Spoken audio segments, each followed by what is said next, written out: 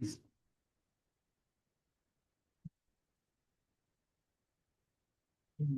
ready, Jason? Yeah, let me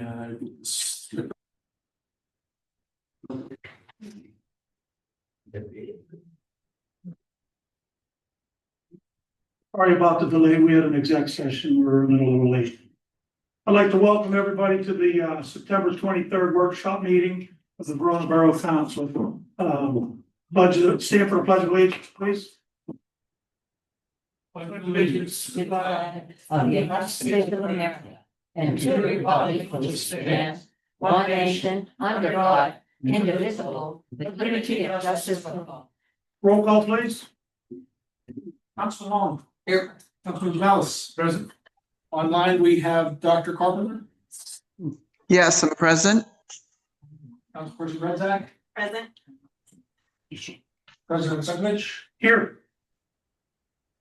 Councilman Flota. Here. And Councilperson Provenza. Present. We also have Mayor Recupero. Present. Thank you, sir. Are there any additional emergency agenda items? We have no registered comments from the public.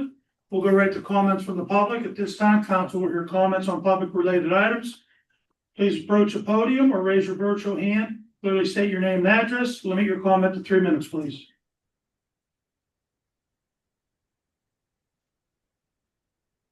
Kelly Rodriguez, North Avenue. I just have a question. I know the one lady was here, her visually impaired daughter. I just wondering if you have any updates on the sidewalk for her. Yeah, I know that Matt, we had cited the property owner. They had gotten a letter, and I know that the borough engineer had also addressed this with at the last meeting as part of the grant discussion. He was going to look and see if we could extend the grant. It's going to cover that portion of the sidewalk. So those are the two items I know that addressed since the meeting. What if we, can we fix it and then they'll come? But some type of way to do that. I met her the other day. She came over to volunteer and just accepted it. Yeah. So the process that we would need to go through for that is that a lien gets put on the property, once a repair like that is made, council would have to authorize something like that, and then a formal lien would have to go against the property. The property owner does have certain amount of time, and I don't know if it's 30 or 40 days, it might even be 60 days in the code to address it once they receive their notification on it. And then we could revisit the idea of the borough handling that and leaning the property at that point to recover the money once the property would sell, if it would sell. Okay. So that'd be the process that we'd have to go through. We can revisit that though, possibly next month's meeting. Okay. Anybody else? I don't see any virtual hands. I'm up next. We had an exec session prior to this meeting for personnel issues. Borough manager search status. We asked Jason to come up with a timeline. He sent out a thing the other day. Trish and I looked at it, and we're gonna sit down with Jason and go over what the status and the timeline would be for a borough manager search. Committee meeting agendas. Reminder to all the committee chairmen that you reach out to your committee to ask if they have anything or any ideas they want to put on the agenda. We're getting away from that, and we need to do that and make sure our agendas are posted 24 hours ahead of time. Next up's the mayor. Yeah, there's one item that's on the action. It's an action item as off the rails barbecue over there. They're gonna have another event at the end of the month. I think it's the 28th and 29th. Is that when it is? 26th, 27th, and 28th. Plus, Is it, I thought it was just Saturday and Sunday. Is it 4 days? it says 26th, 27th, 28th plus the H, is that? 6 to 8 p.m. each day. Yeah, it's Friday, Saturday, Sunday. Well, I don't know what the H is at the end. I don't know what that means. But it has to be on it's on an action item for a vote. 28. And this time I'm gonna be swearing in a new officer, Officer Owen Penino. Did I say it right or did I mess it up? It's close enough. Say it. Penny. Penio, I'm sorry, I apologize. Penio. So if you'd like to come up with the chief and the other officer, stand by him. Come on up, everybody, and swear him in front of the flag. Gary's not in here, is he? He's on a call. Okay, should like that all the other here. Just repeat after me, the station name. I state your name. I, Owen Penny, Do solemnly swear or affirm do solemnly swear or affirm that I will support, that I will support, obey, obey, and defend the Constitution of the United States and defend the Constitution of the United States of America of and America, in the Constitution of the Commonwealth of Pennsylvania, and the Constitution of the Commonwealth of Pennsylvania, and that I discharge my duties of my office with fidelity and honor. discharge my duties of my office with fidelity and honor. Congratulations. You're now ironically.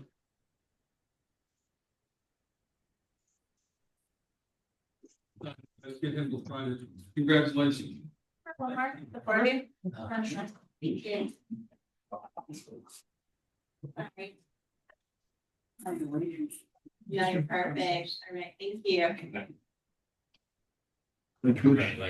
You forward one of those. Thank you. Congratulations on what? Yeah, the last thing that I have is your packet, I believe. I had brought up a couple years ago, but we have a sign in the garage, the borough garage that says welcome to Verona, and I brought up to the board. And it would go on the property of Pittsburgh Pickle Company property on Second Street in Wildwood, and you will have a picture of it where it would be. And we working with Penn Hill to get a permit, and there was an agreement made up, and I'll get a copy of that and present it to John, the owner of the pickle company. And just wanted to bring that up, and we're moving on that. That'll look nice as you come into Verona. Yes. Did they refinish the one? Today one. They were talking about repaint or refinish it, maybe. Any of that, That I honestly don't know. wanted to check with DPW. Yeah. See if they- But, we had two old welcome to Verona signs that were replaced by newer ones about 3 years ago. Yeah. And they're both in the garage, I believe. Yeah. Could you check with DPW and see if they could take the nicer to make sure it's cleaned or refurbished? Not before we get approval, but when we, if and when we do get approval. Make sure DPW knows, not just everybody sign up to say that refurbish it. We've talked about it a long time, I just didn't want to forget that very important The only step. comment I have to make is that it's up high enough, so it doesn't block the traffic. It won't, because it'll be far enough back Yeah. to where you stop at. I've already looked at it. That could be a tricky intersection. Yeah. Yeah, it'll be far enough back, but an angled the way, as you come in, you'll be able to see it. So for those that didn't hear me, that'll be at Second Street and Wildwood Avenue. Mayor, my only concern, if it's even a concern, is the aesthetics, because it won't match the other two signs. Originally, Jeff Pepper was gonna fundraise for a third sign. I just didn't know if you or anyone had thoughts about it just looking different. Well, I mean, we have it, we could, still look into, getting another sign. I mean, that would be up to the board. I'm opposed to using it somewhere. I'm afraid it's contributing to our borough kind of having this feeling of being mismatched, disjointed. I mean, just like with the lettering on the police cars not being the same, and the uniforms and the crossing guards all being slightly different. I just would rather move towards more uniform look, but I think we had discussed using ribs. I think it's really nice.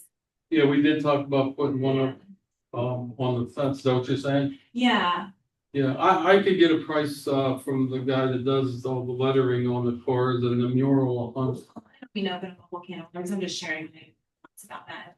I agree with what you're saying. Yeah, I agree too. But you have to realize that those signs were up for 30 years. They were long. So they might not match, but a lot of people, No, they're those. nostalgic. Yeah, they don't might not match the new signs. Oh, okay. It was But that's the point. They're nostalgic. They're what? Yeah, if we get a new, if Jeff ever buys a new sign, it's great. But you still have Yeah. nostalgia from our town that's in the Vermont city. No, I understand. Yeah. Historical memory. And I think it's great that it's not on the main. I can see what you're saying if you drive in on the boulevard Yeah. and the sign's black and gold, and then you leave or you're coming the other way, it's purple and yellow. Yeah. But this is in a spot of town that isn't one of the Yeah, maybe a second. main, it's like a third, Yeah. so All right, that's just mine. that's all I have, President. Thanks, Dave. Next up's finance report.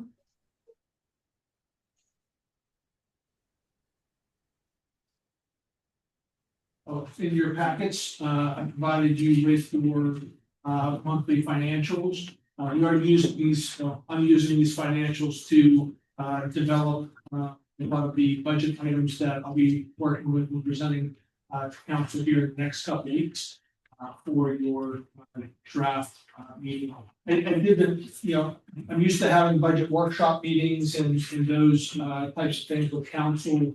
And you guys all handled your budget in that fashion before with workshop meetings, or were they more done at the finance committee level? We'll start with the committee and then we go to the Workshop, okay.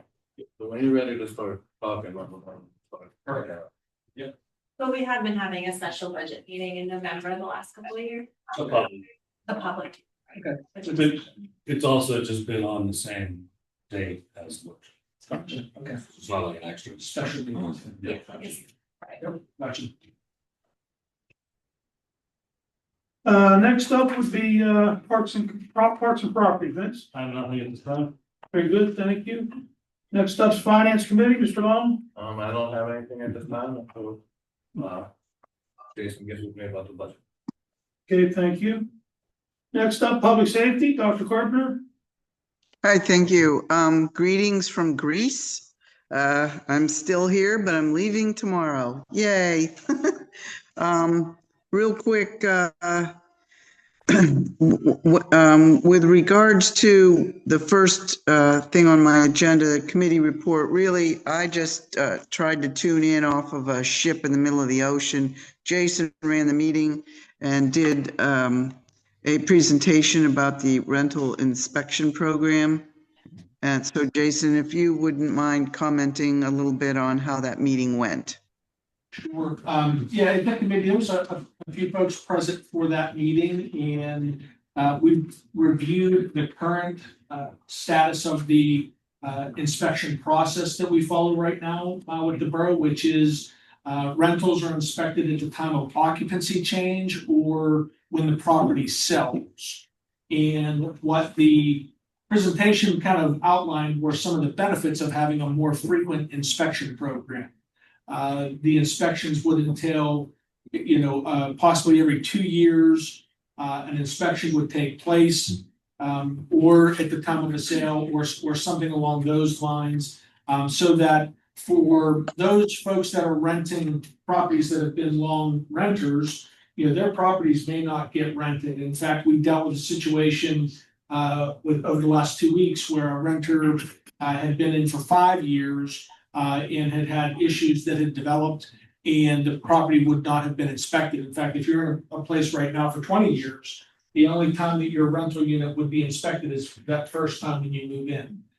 Or if the landlord would sell the property and someone else would take that over and continue to rent to you. So what the presentation suggested was developing a more routine, frequent inspection program, developing that checklist. Council's been presented already with the commercial and residential checklist that property owners currently have that rent property in both areas. And I talked about the frequency, the management of a program like that, and some of the benefits, which include, oftentimes when folks move, their earned income tax oftentimes takes a while for that to catch up. In fact, we've got a call from the school district this past week that asked for our most current rental information because they're trying to verify, do people live where there's, where their, children are going to school, but also so that they are collecting the earned income tax as well. So, they stand to have, revenue loss if you're paying your wage tax somewhere else. So there's a challenge there. So those areas are, good for the borough. It would help preserve property values. It helps to, encourage landlords to keep their properties up. There was a comment that was made, might this have an adverse effect on increasing rental, or monthly rent for tenants? And, there's always a possibility of that if the landlord would pass those fees along to the tenant, but the benefits of a program like this more likely would outweigh, some of those downside. So I think over the next meeting or two, council will be presented with some additional action items, which would include the consideration of an ordinance adoption, as well as a program policy and procedure for how rentals like this would be, rental inspections like this would be handled. So this was also a recommendation in the staff report that was done a while back and would be another step in that direction to knocking out one of those checklist items. Thanks, Stace. Yep. Anything else, Nancy? Oh, yeah, sorry. The other thing with the slowdown signs, they should be getting produced if they aren't already. I don't know if they were delivered to the borough building or not. Jason, do you know? I've not received them. Chief, have you received them yet? No. Not yet. Okay, well, I'll follow up on that when I get back by the end of the week. All right. That's all I have for now. Okay. Thanks, Nancy. Next up would be the Strategic Planning Committee. Trish Rinzek. Thank you, Mr. President. Yeah, I don't know if you want to start calling it the Strategic Planning Committee and Community Relations Joint Committee or something along those lines. It's not full.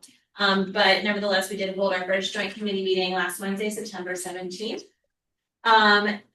During the meeting, I am happy to report that we submitted on the 15th the Transportation Alternative Set Aside Grant applications, federal grant for $2.7 million for infrastructure improvements along allocated. We also talked about a few other upcoming grant opportunities, most notably the upcoming LSA that Nat had mentioned at our last council meeting and some ideas for that. Jason suggested a few things which have been very helpful to my committee and in general. One is to take advantage of the opportunity to have some guest speakers, which I'll come back to in a moment. But as far as the remainder of the year with our new joint committee, we are considering perhaps inviting those who have offered feedback on the sidewalks to come in and discuss the 2023 Multimodal Transportation Fund grant for sidewalk improvements. Review those plans perhaps with our engineer Matt Finch, as well as possibly inviting the representative from the Sylvan Canoe Club who commented on Arch Street to come and talk about the 2024 MTF Multi Transportation Fund grants and ideas for that. So coming soon, October and November, we're not planning to meet in December. We also talked a bit about how to communicate effectively. We are very proud that we have had a lot of success in recent years as far as our grants are concerned and some of our planning efforts. However, some of our areas for growth and opportunity are how we relate this out to the community and in terms of taking feedback, although it was pointed out that this council has advocated to allow, for example, more public comment than previous councils. We have it at the beginning and the end of the meetings, also to maintain our hybrid meeting format on Zoom, which you can also provide comment via Zoom, which a lot of other communities do not. You can review the meeting on Zoom, but you often cannot provide public comment real time. So we do hope to maintain these, but we just ask that the public appreciate the opportunities that we are putting out there to provide feedback. Regarding our public speaker or resource speaker, guest speaker at the last meeting. We were fortunate to have Marisa Jones from the Safe Routes Partnership Program, co-chair Provenza. Would you like to share a bit about our guest speaker from last week? Yes, thank you, Madam Vice President. Good evening, folks. Marissa Jones, she is with Safe Routes to School Partnership. And there's just a small background here on her I would like to share with you. The role in the background. Marissa Jones is the Safe Routes to School Partnership. It's a national organization and is dedicated to making it safe, convenient, and fun for children to walk and bike to school. She works to advance policies, community programs, and infrastructure improvements that will support student health, safety, and equity. Summary of the talk was on September 17th, 2025, entitled Joint Strategic Planning and Community Relations Committee. And Marissa highlighted strategies for increasing walking and biking to school, emphasizing the importance of community engagements, safety, audits, cross-sector partnerships. She shared examples of successful programs that improved student safety and participation, illustrating how data-driven approaches and collaboration with local stakeholders can enhance outcomes. Marissa encouraged the committee to consider safe routes to school principles when planning new projects, emphasizing both short-term interventions like crossing guards and traffic safety campaigns and long-term infrastructure. The key takeaway to this is effective partnerships and proactive planning are critical to creating safe, accessible, and equitable routes for students. And this is what she had stressed, and I wanted to share. Thank you. Thank you, Sylvia. Yes, sir. Welcome. Anything else, Trish? No, thank you for covering that. Yeah, she had mentioned things like a walk to school day, which I thought would be pretty low barrier efforts to initiate within our own community. As well as we previously, of course, had our bike derby, which is a great effort to get folks motivated to get out and with an active transportation means within our community. And thank you, Lisa, for suggesting this, because she also suggested a wonderful resource who served on our active transportation steering committee, our plan steering committee, which is by Pittsburgh. So if we continue this format of kind of pulling in local and national resources to committee meetings, that would be another fantastic opportunity. So that's all. Thank you. Nothing under community relations. That was all part of that whole. That was all kind of. Okay. Right. Next up, Mr. Jamelis, Personnel Committee. Thank you, Mr. President. So we had our meeting last week and covered a number of things, actually. Number one, the handbook. So the handbook, we're going to have comments, any comments regarding the handbook or any proposed changes are due from the council to the manager on October the 7th. Okay. After that, our solicitor is going to be performing the final review. And council is to adopt the handbook as an action item on October the 28th. Okay. After that, we're going to be presenting it to the borough staff on October the 30th. So if you have any changes that you want to propose for the handbook, I suggest you guys, look at it, get it back to us, so that we can, make those changes. The second item that we had covered was the citizen complaint policy. We made some changes in the wording. There were some issues. Number one, the Verona Police Department, since they have their own policy in place through their contract or, the collective bargaining agreement and everything, they are exempt from the citizen complaint policy. The other thing that we took out was the complaints could not be anonymous. And we have to have the full contact information of the person that is issuing a complaint. The other item that we changed on that was if there was some sort of a decision or action that was taken that was unsatisfactory to the person that issued the complaint, the appeal process would go to the actual full council, not to the personnel committee alone. The full council would make the decision for resolution. Third item. Jason, I guess you and Tracy are reviewing all the current policies and procedures of departments to make sure that anything that's contractually obligated is, as far as from an HR perspective, being followed, right? Okay. We also had a discussion, something came up, Vince, I guess, brought it up, and we had a discussion about our social media policy. Regarding borough employees and public officials with the use of social media. We have to be careful. We're not allowed to discuss borough business, with our private social media accounts. That's a no-no. Gonna really kind of dig ourselves in a hole when we do that. We have, the Verona Borough has its own page for that kind of stuff. We're really not supposed to discuss borough matters on social media. That's why we're here. That's why we're here. Vince, you want to elaborate more on that? No, just it keeps us free from costly litigation or way to know it requests.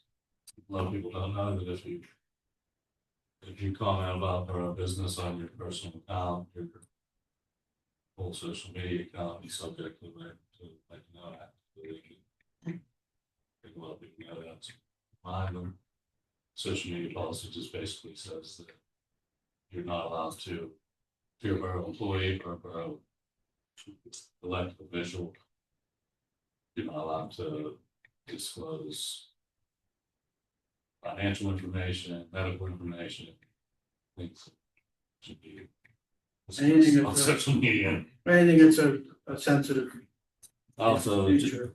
I sent Tracy over the text message reply policy and the email reply policy for her requests that we passed them about a year ago. There is an actual policy I wrote that we passed that says if you get an email from a citizen and it's a complaint or a concern, you're not supposed to just reply to it. You're supposed to forward it to the borough manager so they know that there's a concern. Borough manager will not then figure out what to deal with it and forward it to the rest of council so everybody knows. And then the borough manager will formulate the correct reply based on council's input.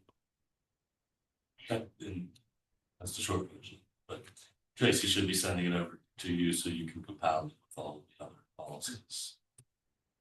So I remember that policy well, but I'm not remembering the social media policy. It's something that Tracy brought to our attention in February. Oh, okay. And then we got neck deep in handbooks and union agreements and clashing with the handbooks, and it kind of just got pushed to, Okay. and I just wanted it to be back on the agenda and not be forgotten about, because she did a lot of work on it. Loved it. But it's that topic has been covered in local government academy as well, and the problem you get into when you answer something on your own in social media, you know, you're representing the borough. And, you know, you might have something, you might give someone a wrong idea, or you might give someone incorrect information. And it may not be in the best interest to answer someone like that. It's not the proper platform to answer someone on. And it can get out of control, especially in a you know, Instagram or Facebook setting. When you have 100, yeah, TikTok, whatever, you have 100 people, you know, going back and forth, it can get out of control quickly. It's better to, and when you have an open forum like this, it's that's what we have meetings for. You know, to be able to openly discuss issues. Yeah, and the misconception could be, sorry, John. You know, The misconception could be that when any one of us address a legal or infrastructure problem on Facebook, it could be misleading and misconstrued to the general public that is what all 7 of us say. You can't make comments and act like you're representing 6 other people. That's what right here is for. This is for us to debate, this is for us to vote. And when you do it on social media, some people can feel that you're representing, that it's coming from all of us. Sure. You know what I mean? So, and that's not the case. right? And, you know, the other thing about social media is that we have to be very careful what we post as public officials. Out there, we have to be mindful of who we are up here. And, you know, the content, that kind of stuff. Anyone out there could be offended by something. You know, and you know, and it's you know, you gotta be careful, just just be mindful of who your audience is. That's all I'm saying. When you're on social media, and it's best to just be respectful of other people. You know, just remember who you are as a public official. That's all I have to say with regards to that. The other topic. We had another discussion regarding the hiring process. I know, you know, we had a very quick hire due to some circumstances. And the issue came up as to whether or not we should be interviewing a full-time officer at the very end of the process after civil service. Now, what we came up with is that, you know, we should probably get the application before it comes to a vote, get the application. And then we could do I'm not saying we could do we should do a formal interview. You know, the last candidate, you know, was from out of town. You know, you can't, it's unrealistic to bring someone in, you know, from 2 hours away just for, you know, another interview. But what we could do is could have like a Zoom meeting before, you know, the vote, and just say, just do it the kind of an informal interview prior to the vote. You know, it doesn't have to be the entire board. It could be the personnel committee. Just as a I don't want to say a final stamp of approval, but yeah, something as a reassurance to us that, you know, the person is good to go. what do you all think about that? Is that something that you think is it necessary?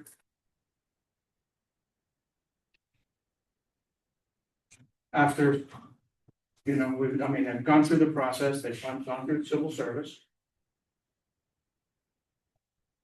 Okay, so Vince and I were kind of talking about this and 2 years ago, in a perfect world, when I knew very little, or I thought I knew something, but I really knew very little about how competitive it is to obtain and retain full-time officers, I would have said, absolutely, let's thoroughly vet him or her and do this whole thing.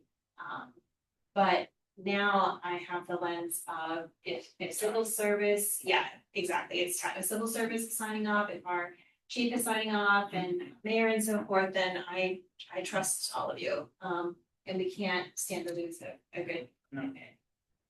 And that's that's the one issue I have with it, is the time factor. And we have to try to trust our institutions, however, I do think we should have at the very least, an application. Yeah. Prior to. Can I speak on that for a second? Yeah. I think we brought this up with our HR, so.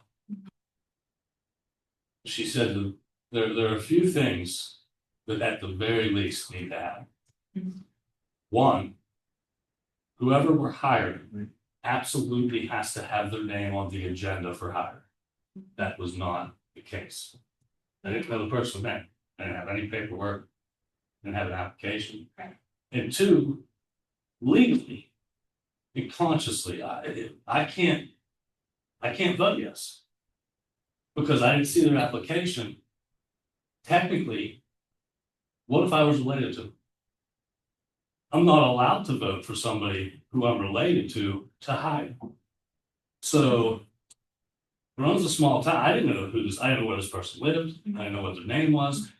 If I would have voted yes, and later on down the line, just dumb luck, one of us was related to that person, we broke the law.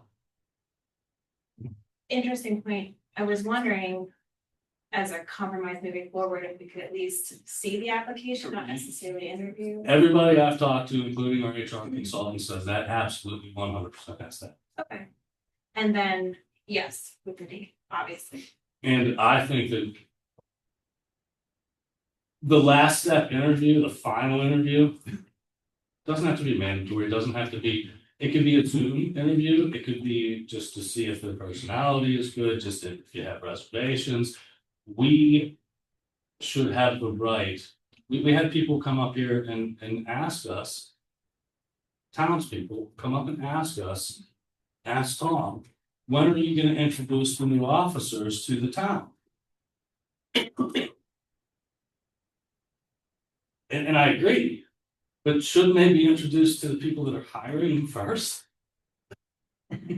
That's we're skipping a step. Yeah. So, and I don't, it doesn't have to be formal, it could be informal, it could be a half-hour Zoom meeting for the council members to introduce themselves to the person who's been recommended by the civil service to hire. Just say hi. Ask a couple questions if you want to. None of them are pending on hiring or not, because if they were already recommended, it's already a done deal. It's just for us to know who they are. Like we have to. I don't understand in any world how anybody can hire somebody they didn't need. I've worked with so many companies and so many businesses. So I would say that we should, at the very least, get the application. We'll get the application. And if the Zoom meeting is able to be done, then we do it, and if council members can't make it, you don't have to. Right. If you don't feel the need to, then don't. I'm not telling you how to vote. If you don't need to meet somebody before you vote to hire them, then you don't have to. But the people that want to should have the opportunity. That's all. And one of the challenges that I just ran on this, with an application is that, there's oftentimes going to be information on an application that you all may not be privy to. That could include social security numbers, things like that. You know, if I could, if I can redact that stuff. you can, I just wanna know education, where they live, like, do they live in America, are they from Canada, like, do they live, are they gonna be commuting from Texas every week? These are things that we need to know. I'm not saying I don't trust the Civil Service Commission, I'm saying that their butt's not on the line. They're not up here saying, I vouch for this person, I'm gonna vote yes. You're talking about due diligence, as I'm talking about, I'm not signing off on somebody that I. Or, you know, what I mean? That I just can't, that's my. I just, part. I don't want to slow down the process, though, that's. I don't either, but there has to be a middle ground.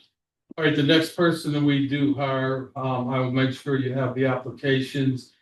Then you can do, look at them, then we'll send it to civil service. Like Jason said, maybe just name and a Right. little brief bio, not the whole application, because there's information that we shouldn't be privy I to. wouldn't waste And time there on it. I wouldn't waste time on it, because what if there's 10 applicants Yeah. to the civil service, and Jason spends I think Vince, time to redact intent, just the people that are recommended by the civil service, after they're recommended by the civil service, those applications need to be sent to us. That way you don't have to send those applications that aren't recommended, that's a waste of time.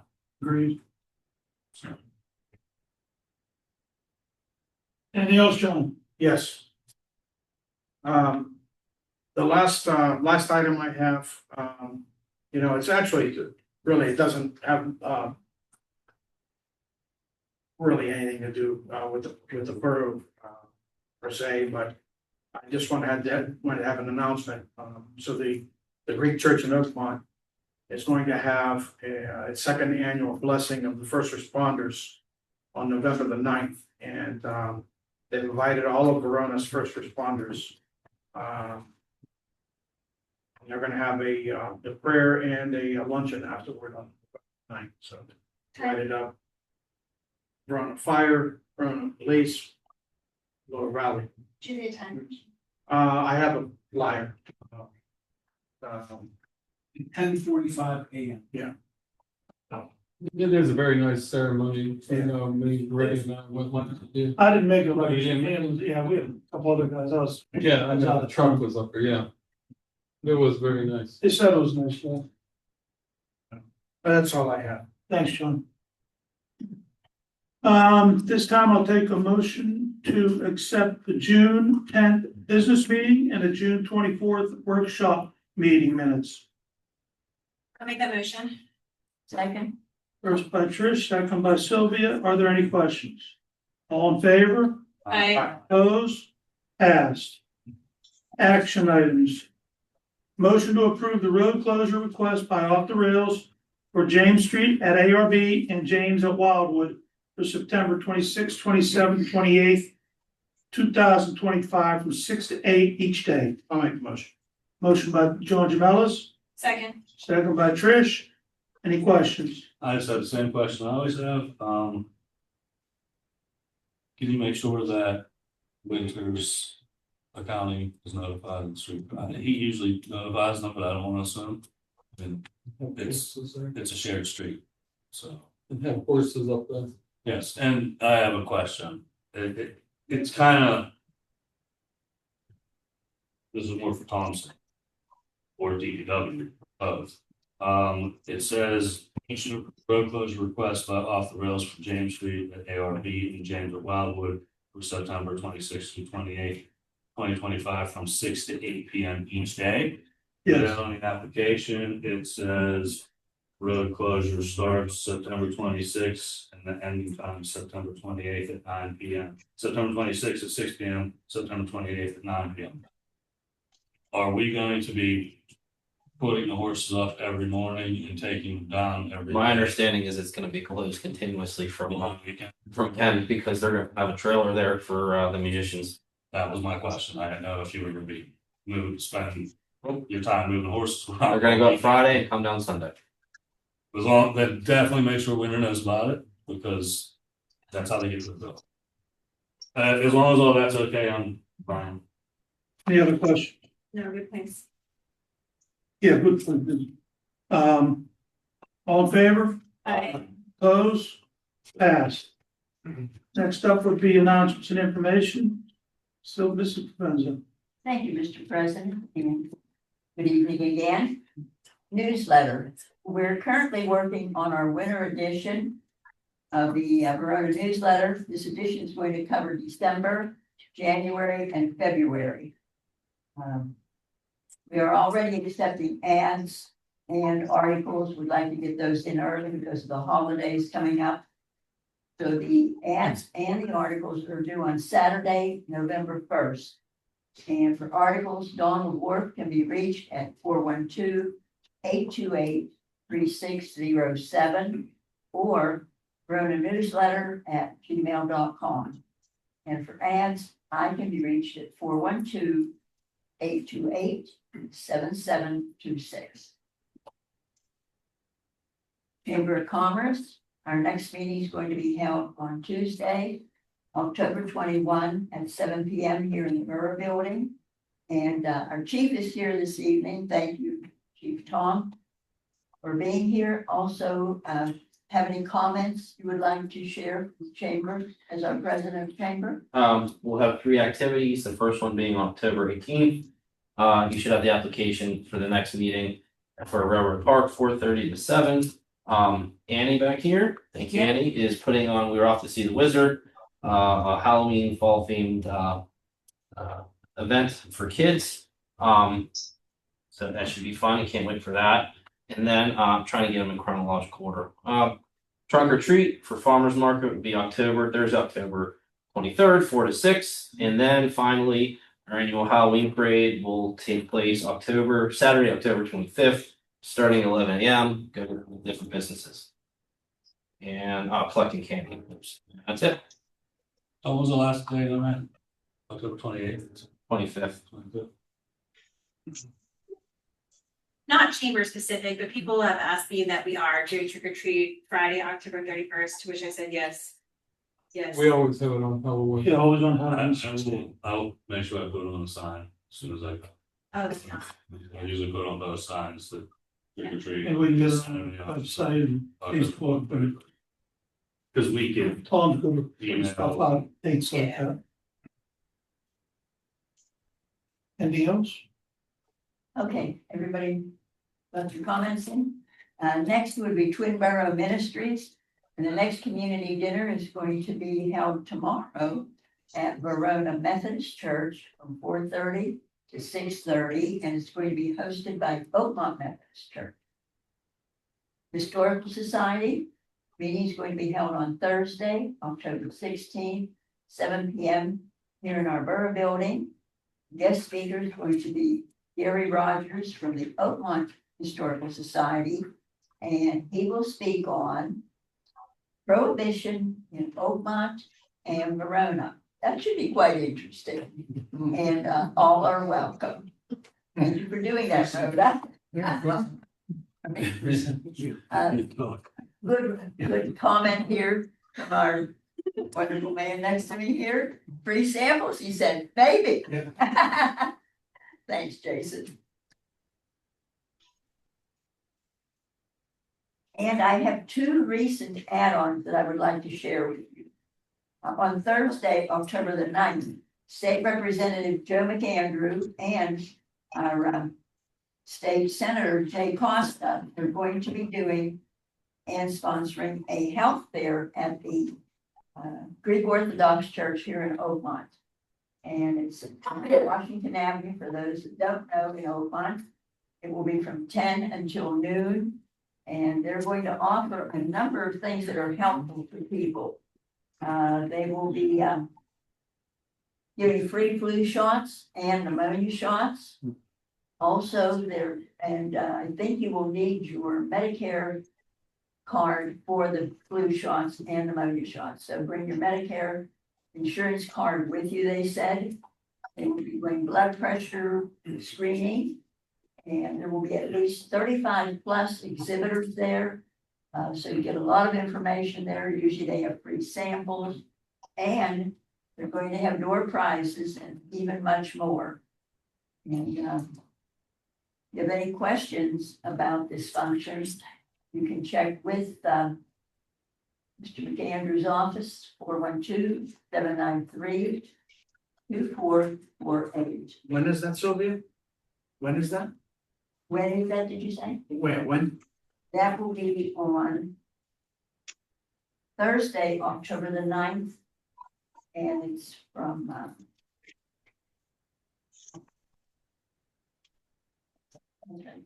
At the Greek church. from 10 till noon. Okay.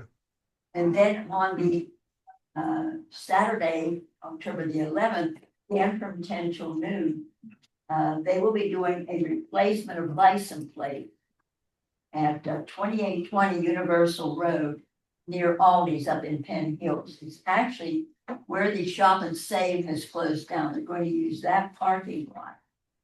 And if your license plate has discolored or part of a number came off of it, you really need to have that replaced. So you bring your vehicle registration card with you and you can apply there for a brand new license plate. It will come with a completely new number and there's no charge for that. So you can have that done up there and that'll be on Saturday, October the 11th, from 10 until noon. And are there any questions or comments? Not? I thank you, and that completes my reports. Thank you. Thank you again. There's also a first aid class at RCAC on October the 18th. At this time, council will hear comments from the public on public related items. Please approach the podium and raise your virtual hand and clearly state your name and address. Limit your comments to 3 minutes. This time I'll take a motion to adjourn. Motion. Motion by second by Sylvia, all in favor? Aye. Opposed, passed. Now beat Sylvia, John. Thanks everybody for coming. Have a safe travels home. Mr. Years and years.